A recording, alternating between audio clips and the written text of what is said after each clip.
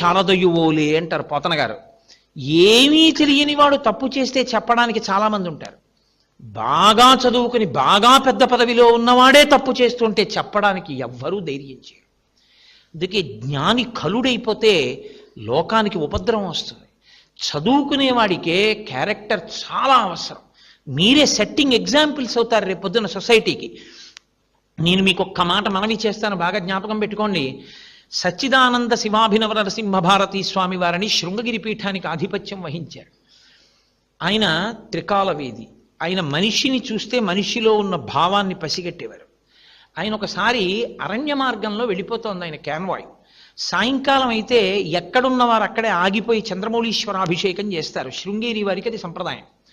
ఆయన ఒక గుడారం వేసుకుని అభిషేకం చేస్తుంటే ఆ ఫారెస్ట్ రేంజర్ వచ్చాడు అక్కడికి. వచ్చి ఆ మహారణ్యం ఎవరు లేరు కాబట్టి పీఠాధిపతుల దర్శనం తేలిగ్గా అయిపోయింది. నమస్కారం చేసి నించున్నాడు.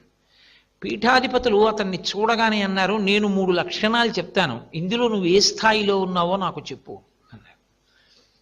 అడగండి అన్నాడు అతను. అసలు నీ మనసులో ఒక అభిప్రాయం రాగానే అవతల వారిని కనీసం వివరణ కూడా అడగకుండా విరుచుకుపడిపోయేంత కోపం ఉన్నవాడివా? నీ మనసులో ఒక అభిప్రాయం వచ్చిన తర్వాత అవతల వారిని విషయాన్ని విచారణ చేసి కోప్పడే స్వభావం ఉన్నవాడివా?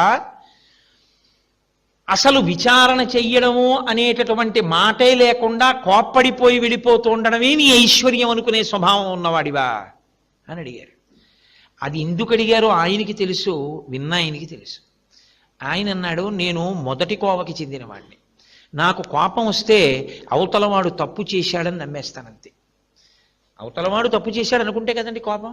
నువ్వు ఇలా ఎందుకు చేశావని నేను అడగను. అసలు నేను అవతలవాడిని హ్యాంగ్ చేసేస్తాను, ఇంకా ఎంత శిక్ష అయినా వేసేస్తాను. అసలు అడగడం నాకు అలవాట్లేదన్నారు. ఆయన అన్నారు, నువ్వు నా దర్శనానికి వచ్చావు కదా, నేను నీకు ఇచ్చే కానుక ఒక్కటే, నువ్వు 2వ స్థితిలోకి మారు. ఇక నుంచి కోపం వచ్చేయగానే ఆగు ఒక్కసారి. ఎందుకు ఇలా చేశావు అని అడుగు. నీ జీవితంలో ఇప్పటికి ఎన్ని తప్పులు చేశావో నీకు అర్థమవుతుందన్నారు. అతను ఇంటికి వెళ్ళిపోయాడు. పీఠాధిపతుల దర్శనం చేసుకుని అతను క్వార్టర్కి వెళ్ళేటప్పటికీ రాత్రి చాలా ఆలస్యమైంది. క్యాన్వాయ్ అంతా బయలుదేరి వెళ్ళిపోయే వరకు ఉన్నాడు. ఉండి రాత్రి 9:30కి వెళ్ళాడు.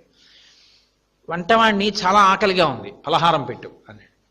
వేపుడు ముక్కలు కూడా లేకుండా 2 గోధుమ రొట్లు పల్సగా ఉన్నటువంటి చపాతీలు లాంటివి తీసుకొచ్చి పళ్ళెల్లో పెట్టి వణికిపోతూ అక్కడ పెట్టాడు. అతనికి ఎక్కడలేని కోపం వచ్చింది. అతను ఒక 7-8 రొట్లు తింటాడు 2 రకాల కూరలతోటి. 2 పలచటి రొట్లు అంటే నేను రాననుకుని వీడు తినేశాడని అని వెంటనే లేచి అతన్ని కొట్టబోయాడు.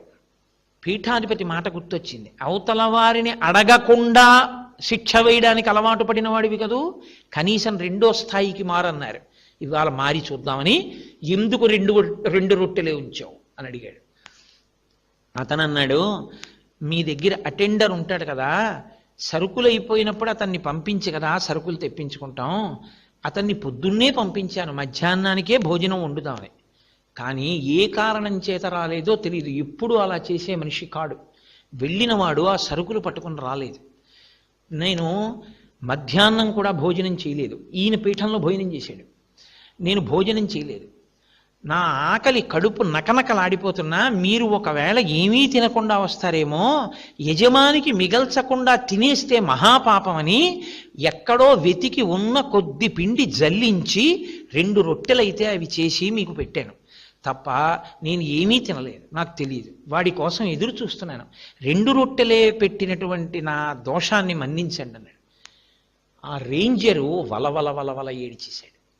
నిజంగా నేను లేచి వీడిని కొట్టేసి ఉంటే, వాడు చెప్పండి నాకు, ఎందుకంటే నా ప్రథమ కోపం ఎప్పటి నుంచో ఇంతే.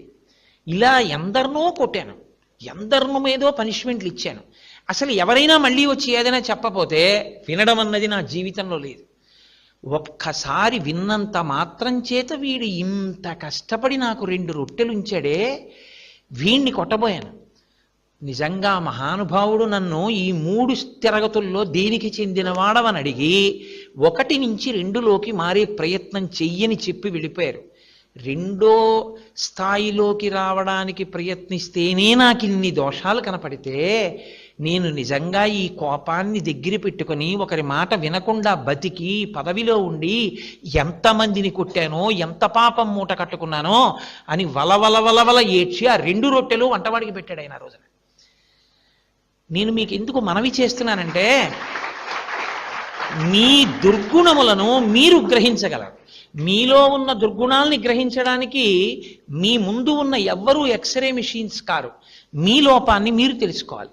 మీ లోపాన్ని మీరు దిద్దుకోవడం అన్నది ప్రారంభం చేస్తే మీరు సమాజానికి కొత్తగా చెయ్యవలసినటువంటి ఉపకారం మీరు సంపాదించుకున్నటువంటి జీతంలోంచి సింహభాగాన్ని సమాజానికి ఇచ్చేయమని కానీ, మీరు బంగారం గొలుసు కూడా వేసుకోవద్దని కానీ, మీరు ఉద్యోగం మానేసి ఎవరికో ఉద్యోగం ఇచ్చేయమని కానీ అలాంటి బోధలు చేయడానికి నేను సిద్ధంగా లేను.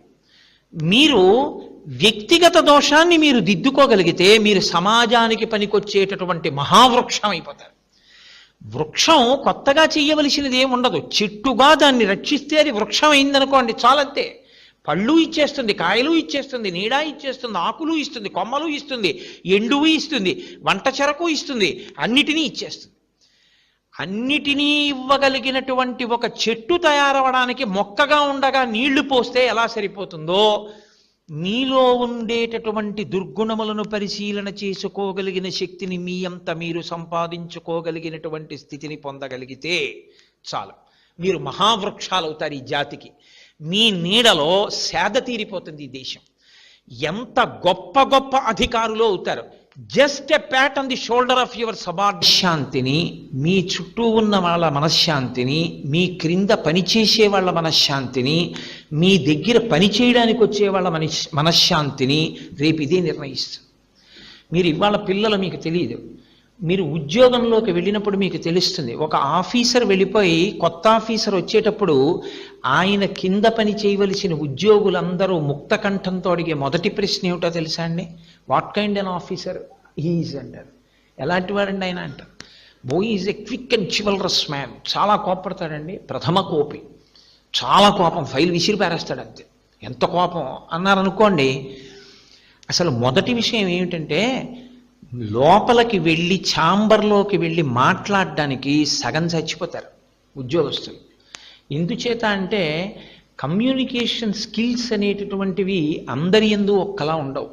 అన్నీ తెలిసి ఉంటారు, కానీ భూపసభాంతరాళమున పుష్కళ వాక్చతురత్వము కొంతమంది యొక్క అదృష్టం. అందరూ అలా మాట్లాడి చెప్పడం కుదరదు. ఆఫీస్లోనైనా ఫైల్ బాగా రాసిన వాడు ఆఫీసర్ గారి దగ్గరికి వెళ్ళి ఇలా ఎందుకు రాశావు అంటే నేను ఇందుకు రాశానండి అని చెప్పలేడు. ఆఫీసర్ గారి దగ్గరికి వెళ్ళి నిలబడేటప్పటికీ భయపడిపోతాడు. భయపడిపోయి అక్కడే ఉంటుంది ఆ పేపర్, తను రోజు ఫైల్ చేసిందే. కంగారు పడిపోయి ఆ కాగితాలు ఇలా ఇలా ఇలా తిప్పేసి ఇంతలో కాగితం జారిపోతుంది. ఏమిటే ఈ ఫైలింగ్ అంటే, నేను కంగారు పడిపోయి ఆ పేపర్ ఎక్కడ పెట్టావు, అదేంటి ఇంతసేపా, కాగితాలు ఎక్కడ పెడుతున్నావు నీకు తెలీదా అంటాడు. సార్ నేను ఇప్పుడే చూస్తాను సార్, నీ ఫైల్ ఎట్టుకెళ్ళిపోయి చెమట పట్టేసి.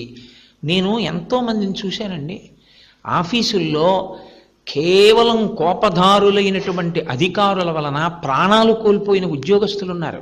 టెన్షన్కి సబ్జెక్ట్ అయిపోయి భయపడిపోయి. ఇంటికెడతాడు, భార్యకి భయం, బాబాయ్ వస్తున్నారు, దేనికి కోపడతారో భయం. కాఫీలో కొంచెం పంచదార తక్కువైతే కోపం, పంచదార ఎక్కువైతే కోపం.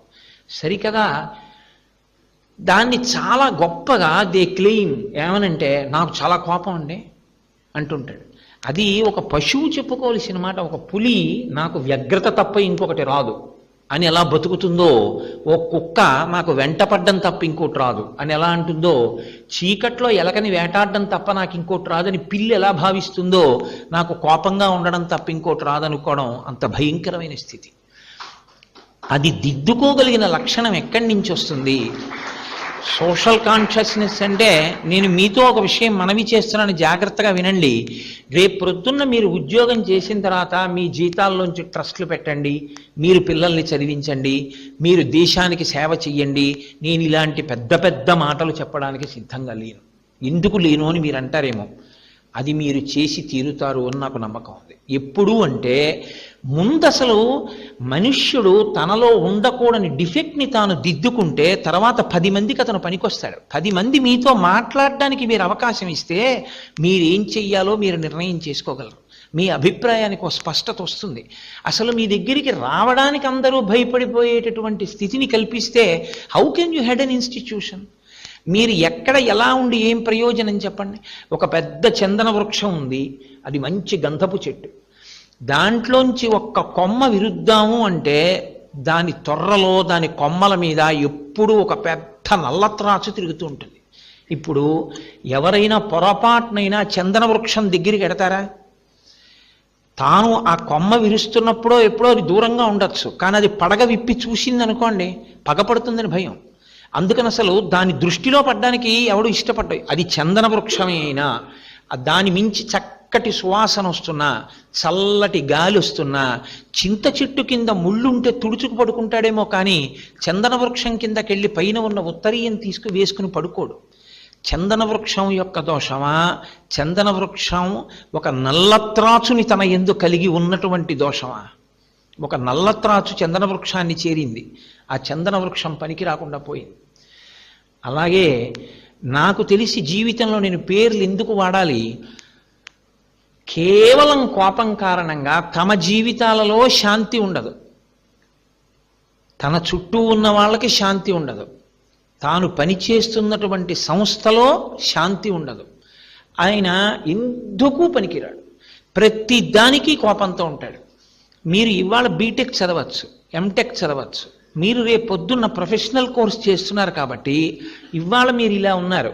ఇంకొక 5 ఏళ్ళు పోయేటప్పటికి మీరు ఎక్కడో జూనియర్ ఇంజనీర్స్గా ప్లేస్ అవుతారు. మీలో ఇంకా బాగా చదువుకున్న వాళ్ళు ఇంకా పెద్ద పొజిషన్కి ఎడతారు. ఒక 10 ఏళ్ళు తిరిగేటప్పటికి మీరు చీఫ్ ఇంజనీర్ అవుతారు, సూపరింటెండెంట్ ఇంజనీర్ అవుతారు. ఎన్నో ఫైల్స్ మీరు డిస్పోజ్ చేస్తారు, మీ సంతకంతో ఫైల్ డిస్పోజ్ అవుతుంది. అసలు వినడానికి సిద్ధంగా లేకపోతే కోపం పెట్టుకోవడం ఒక్కటే మీరు అలవాటు చేసుకుంటే మీరు సమాజానికి సేవ చేయడం మాట దేవుడెరుగు. మీరు ఎవ్వరికీ ఎందుకు పనికిరాని వాళ్ళు అయిపోతారు. ప్రతి వాళ్ళు ఏం చెప్తారో తెలుసా అండి? ఆయనంటే భయం అండి, కోపం. ఆయనేం కొడతాడని కాదు, తిడతాడని కాదు, వెళ్ళడానికి భయం. అయ్యో బాబాయ్ అంత కోపం ఏమిటండి అంటారు. కాబట్టి మీరు ఒక్క విషయం బాగా గమనించండి. కోపం వచ్చింది అంటాడు. కోటేశ్వరరావు గారు వచ్చారు, ఎక్కడి నుంచి వచ్చారు? ఎక్కడో ఆయనకున్న విడిదిలోంచి ఆయన వచ్చాడు. కోపం వచ్చింది, ఎక్కడి నుంచి వచ్చింది? దానికి ఏం ఫ్రమ్ అడ్రస్ ఉండదు. కోపం మీలోనే ఉంటుంది. మీలోనే ఉన్న కోపము ఎదురు చూస్తుంటుంది అవకాశం. ఆ అవకాశం కోసం చూస్తుంది. దానికి అవకాశం ఏమిటో తెలుసా అండి? మీ ఈగో దెబ్బతింది అన్న బుద్ధి మీకు కలిగిన ఉత్తర క్షణంలో అది ప్రకోపిస్తుంది. నా వ్యక్తిత్వం, నా అహంకారాన్ని వీడు దెబ్బ కొట్టాడు అన్న ఆలోచన మీకు వచ్చిందనుకోండి, ఉత్తర క్షణంలో అది పైకి లేస్తుంది. చాలా కోపం ఉంది అనడానికి కారణం ఏంటంటే నాకు చాలా ఉన్నాయి అన్న అహంకారం ఆయన ఎందు ఉంది అని గుర్తు. నేనెంతటి వాణ్ణి అనుకున్నవాడు పోన్లేదు ఏదో మాట్లాడాడు, తెలిసి తెలియనితనం అందరూ ఒకలా ఉంటారా? క్షమించి విడిచిపెడతాడు. లేదా అలా ఉండకూడదమ్మా, తప్పు, అలా ఉండకు, తప్పు కదా, దానివల్ల నువ్వు ఏ ప్రయోజనం సాధిస్తావు, నువ్వు పాడైతే నాకు మనసు ఖేదంగా ఉంటుంది, అలా ప్రవర్తించకు అని చెప్తాడు. అవతల వారిని అర్థం చేసుకునే ప్రయత్నం చేస్తాడు కోపం లేకపోతే. కోపం అస్తమానం ఈగో దెబ్బతిని కోపం వచ్చేసినటువంటి వాడు ఎంతటి మహాపాపమైనా చేసేస్తాడు.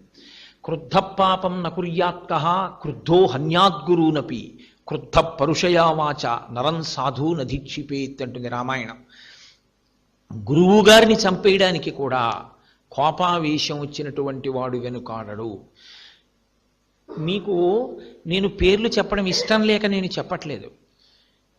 అతి కోపంలో కోపం తమకి ఆస్తి అనుకున్న వాళ్ళు ఆ కోపం ఉన్మాదాన్ని కల్పించేస్తే క్షణికోద్రేకంలో చెయ్యకూడని పని చేసేసి జీవితాంతం విచారిస్తూ యావజ్జీవిత కారాగార శిక్ష అనుభవిస్తూ కారాగారాల్లో ఉండిపోయిన మేధావులు ఉన్నారు. కేవలం ఆ క్షణికావేశంలో చేసినటువంటి పొరపాటు ఇంకా అతని జీవితాన్నంతటినీ కూడా శూన్యం చేసేస్తుంది, ఎందుకు పనికి రాకుండా అయిపోతాడు. కోపం అనేటటువంటిది అత్యంత ప్రమాదకరమైనటువంటి విషయం. మీ కోపాన్ని మీకు మీరుగా పరిశీలించి దిద్దుకోవాలి తప్ప నాకు కోపం వచ్చేసిందండి అన్న తర్వాత నేను కోపిష్టివాణ్ణి అన్న తర్వాత మిమ్మల్ని ఆ కోపం తగ్గేటట్టు చేయించగలిగినటువంటి వాడు ఉండడు. దానికన్నా శత్రువు లేదు. మీరు ఎప్పుడు ఒకటి గుర్తుపెట్టుకోండి, కోపం వచ్చినప్పుడు మీరు ఎప్పుడైనా అద్దం ముందు మీకు మీరు నిలబడి చూసుకోండి. ఎంత నెత్తురు, ఎంత ఉద్వేగంతో నొరగలు కక్కుతూ పరిగెడుతుంటుందో. బ్లడ్ ప్రెషర్ పెరిగిపోతుంది. లోపల మీరు దేవాలయంలోకి వెళ్ళి ఈశ్వరుడి ముందు కూర్చున్నా సరే, మీరు ఎవరి పట్ల వ్యగ్రతతో ఉన్నారో అదే గుర్తొస్తుంది. ఆలోచన మీద ఆలోచన, ఆలోచన మీద ఆలోచన పెరిగిపోయి మీరు ఊగిపోతుంటారు, ఉద్రేకపడిపోతుంటారు. ఆ సమయంలో అతనికి మనుష్యుడు కాదు, రాక్షసత్వం ఆవహించేస్తుంటుంది. మిమ్మల్ని మీరు పరిశీలించుకోకపోతే నేను ఇలా ఉండొచ్చా, ఇంత కోపం ఏమిటి నాకు, ఈ కోపం వల్ల నేను సాధించేది ఏమిటి అని కోపం వచ్చినప్పుడు మీరు కాసేపు మౌనంగా కూర్చుని ఏకాంతంలో మీకు వచ్చిన కోపాన్ని మీరు ఎలా విడిచిపెట్టచ్చు, పాము తన శరీరంలోంచి వచ్చిన కుబుసాన్ని తాను ఎలా విడిచిపెడుతుందో, యథోరగస్తచం జీర్ణాం సవై పురుషముచ్యతే అంటుంది రామాయణం. వాడే పురుషుడు అంటుంది. పాము కుబుసాన్ని విడిచిపెట్టినట్టు తన కోపాన్ని తాను పరిశీలనం చేసుకుని కోపాన్ని విడిచిపెట్టగలిగిన వాడెవరో వాడు దేశానికి, సమాజానికి పనికొచ్చి తీరుతాడు. మీకు అందులో సందేహం ఏం లేదు. ఎందుకో తెలుసా అండి, 10 మంది అతనితో మాట్లాడగలుగుతారు. 10 మంది మాట్లాడగలగడం అన్న విషయం వచ్చేటప్పటికీ అసలు కోపం అంటూ లేకపోతే మీరు ఇంకోళ్ళ మాటలో ఉన్నటువంటి సత్యాన్ని మీ అభిప్రాయం కన్నా వాళ్ళ అభిప్రాయంలో ఉన్నటువంటి ఔన్నత్యాన్ని మీరు నిష్పక్షపాతంగా పరిశీలనం చేయడం అలవాటైతే మీ యందు ఒక సుగుణం అలవాటు. ఓ, నేను చేసిన ఆలోచన కన్నా ఇతను చేసిన ఆలోచన చాలా బాగుంది, మంచి మాట చెప్పాడు, సో మనం ఇది ఆచరణ చేద్దాం అని, బాగుందోయ్ నువ్వు చెప్పిన ఆలోచన చాలా బాగుంది అలా చేద్దాం అని మీరు అనగలిగితే చాలామంది మీకు ఏదైనా చెప్పడానికి సిద్ధంగా ఉంటారు. మంచి ప్రణాళిక మీకు అందడానికి అవకాశం ఉంటుంది. ఇవాళ అసలు ప్రణాళికాబద్ధమైనటువంటి జీవితం కానీ, ప్రణాళిక నిర్మాణంలో కానీ ఇబ్బంది ఎక్కడ ఉంటుందంటే, అసలు ఎవరు ఫీల్డ్ స్టాఫ్ ఉంటారో, అసలు నిజంగా కష్టం సుఖం అనుభవించేవాడు ఎవరు ఉంటాడో వాడితో ఇంటరాక్ట్ అవ్వగలిగినటువంటి స్వభావం టాప్ ఆఫీసర్స్కి పోయింది. వాళ్ళు కింద వాడితో మాట్లాడరు. ఎందుకు మాట్లాడరంటే ఈగో. నేను మీతో మనవి చేశాను కదా, అతనితో మనం అతన్ని మనం అడగడం ఏంటి. కాబట్టి ఈయన ఏసీ ఛాంబర్లో కూర్చుని ఏది నిర్ణయిస్తాడో అది అక్కడ జరగాలనుకుంటాడు. కానీ అది అక్కడ చేయడం ఎంత కష్టమో నిజంగా చేసేవాడి కోడికే తెలుసు. చేసేవాడితో ప్రణాళిక రచన చేసేవాడు మాట్లాడ్డాడు, ప్రణాళిక రచన చేసిన వాడు చెప్పినది ఆచరించడం సాధ్యం కాదని కింద పనిచేసేవాడికి తెలుసు. వీళ్ళిద్దరి మధ్య సమన్వయం లేకపోవడం వల్ల అసలు కొన్ని వేల కోట్ల రూపాయల నిధులు దేని కొరకు వెచ్చింపబడుతున్నాయో ఆ నిధులు సామాజిక ప్రయోజనాలకి అందకపోవడం అన్న అగాధం అక్కడే ప్రారంభమైంది. అసలు నిజంగా మాట్లాడడము, అభిప్రాయాన్ని స్వీకరించడము అన్నది నిజంగా వస్తే ప్రతి చోట ఈ వ్యాక్యూమ్ ఉండదు. చాలా ఫుల్ ప్రూఫ్గా ఉంటాయి ప్లాన్స్ అన్నీ కూడా. భవిష్యత్ తరాల్లో మీరు రాబోయే కాలంలో గొప్ప అధికారులు కాబోతున్నారు. మీ చేతులతోనే మీరు కొన్ని వేల కోట్ల రూపాయల ఫండ్స్ రిలీజ్ అవ్వడానికి సంతకాలు పెడతారు. మీలో ఎవరెవరు ఎంత పెద్ద ఇంజనీర్స్ అవుతారో, ఎవరెవరు ఎంత పెద్ద పెద్ద సంస్థలకి హెడ్ చేస్తారో, ఎవరెవరు చీఫ్ ఎగ్జిక్యూటివ్ ఆఫీసర్స్ అవుతారో ఈశ్వరుడు నిర్ణయం చేస్తాడు. కానీ మీరెప్పుడు ఇది జ్ఞాపకం పెట్టుకోండి. నాకు పేరు చెప్పడం ఇష్టం లేదు, కానీ మీతో నేను ఒక విషయం మనవి చేస్తాను. ఒక మాట ఆఫీసర్ కిందకి దిగొచ్చి మాట్లాడడం అన్నది ఎంత మారుస్తుందో నేను మీకు ఒక సందర్భం చెప్తాను. నేను పనిచేస్తున్న కేంద్ర ప్రభుత్వ సంస్థలోనే ఒక 1.5-2 సంవత్సరాల క్రితం అకస్మాత్తుగా ఒక ఆర్డర్ వచ్చింది. ఒక రోజున మన సంస్థకి ఒక ప్రత్యేకమైనటువంటి గుర్తింపు తేవాలి అని సంకల్పం చేశాం. ఆ సంకల్పం కారణంగా ఆఫీసులో ఉన్నటువంటి పాత ఫైల్స్ అన్నిటినీ కూడా తీసేసి, నెంబర్స్ వేసేసి, దులిపేసి తీసుకెళ్ళి ఎక్కడో పెట్టి, అందులో మనకు అక్కర్లేదు అన్న ఫైళ్ళు ఎన్నున్నాయో చూసి, ఆ ఫైల్స్లో ఎన్ని పేజెస్ ఉన్నాయో రాసి, దాని సబ్జెక్ట్ రాసి ఒక లిస్ట్ తయారు చేసి ఆ ఫైల్స్ అన్నీ పాత కాగితాల వాళ్ళకి అమ్మేసేయండి. ఏ ఫైల్స్ మనకు అవసరం అనుకుంటారో రిఫర్ చేయవలసి ఉంటుంది అనుకుంటున్నారో ఆ ఫైల్స్ని అట్టెపెట్టి వాటిని జాగ్రత్తగా రికార్డ్ రూమ్లో పెట్టండి. ఈ సంవత్సరంలో రన్నింగ్ ఫైల్స్ ఏ ఉన్నాయో అవసరం అనుకున్నవి ర్యాక్స్లో ఉంచండి. ఇన్స్పెక్టింగ్ ఆఫీసర్స్ వచ్చినప్పుడు దుమ్ము పట్టేసినటువంటి అన్ని వేల ఫైళ్ళు ఉండకూడదు. ఇది సర్క్యులర్ యొక్క సారాంశం. సాధారణంగా ప్రభుత్వ రంగ సంస్థల్లో ఎలా ఉంటుందంటే ఇలాంటి ఆర్డర్ వచ్చింది అనుకోండి, సర్క్యులేట్ చేస్తారు అందరికీ.